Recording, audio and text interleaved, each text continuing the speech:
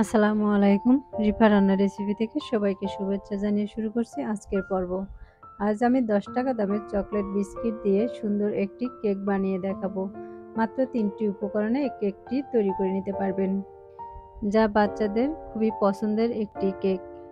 এই কেকটি দেখতে যেমন সুন্দর, বানানো খুবই সহজ।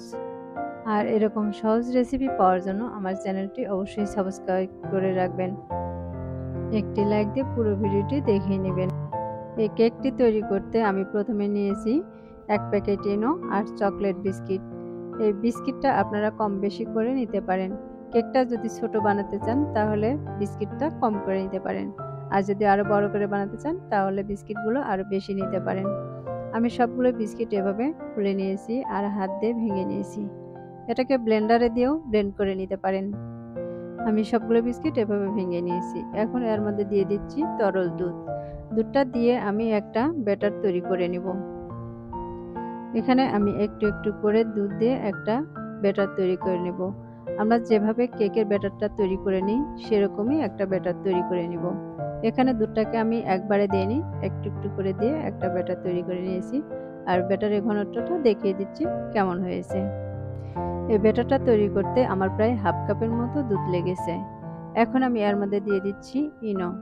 ইনোটা দিয়ে আমি ব্যাটারের সাথে খুব ভালোভাবে মিশিয়ে নিব। আর মেশানোর পরে দেখবেন ব্যাটারির কালারটা কিন্তু একটু চেঞ্জ হয়ে যাবে। আমি এভাবে ১-২ মিনিটের মতো ভালোভাবে মিশিয়ে নিব। আর মেশানোর পরে দেখতে পাচ্ছেন ব্যাটারটা কিন্তু আরেকটু পাতলা হয়েছে আর কতটা স্মুথলি হয়েছে। এখন আমি এটাকে একটা সাইডে রেখে দিচ্ছি। আমি এখন যে পাত্রে কেকটা বানাবো সেই পাত্রের মাঝে একটু কাগজ দিয়ে আর একটু তেল ব্রাশ করে নিয়েছি। তেল ব্রাশ করে দিলে দেখা যাবে কেকটা সহজেই উঠে আসবে। এখন আমি কেকের ব্যাটারটা ঢেলে দিচ্ছি। আমি সবগুলো ব্যাটার দিয়ে দিব। আমি সবগুলো ব্যাটার এই পাত্রে দিয়ে দিয়েছি। আর একটু হাত দিয়ে ভালো করে ট্যাপ করে নিচ্ছি, যেন ভিতরে কোনো ফাঁকা অংশ না থাকে। অ্যান্ড কেকটি তৈরি করার জন্য একটি পাত্রে আমি স্ট্যান্ড বসিয়ে দিচ্ছি আর স্ট্যান্ডের উপরে কেকের পাত্রটি দিয়ে দিচ্ছি। এখন একটি ঢাকনা দিয়ে জাল করে নেব।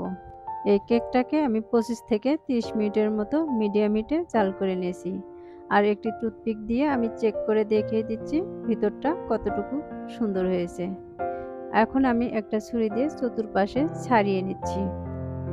চতুর্পাশটা এমনিতেই কিন্তু অনেকটা আগলা ভাব দেখা যাচ্ছে, তারপরেও একটু ছুরি দিয়ে ছাড়িয়ে নিচ্ছি।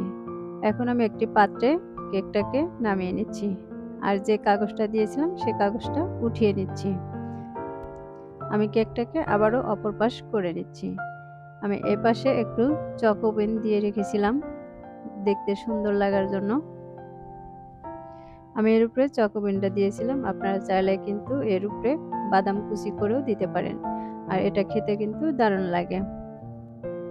আমি একটু কেটে দেখিয়ে দিচ্ছি, ভিতরটা কিন্তু অনেক সুন্দর হয়েছে।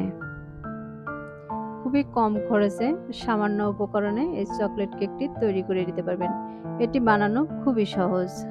তাহলে আজ এ পর্যন্তই। সবাই ভালো থাকবেন, সুস্থ থাকবেন। আল্লাহ হাফেজ।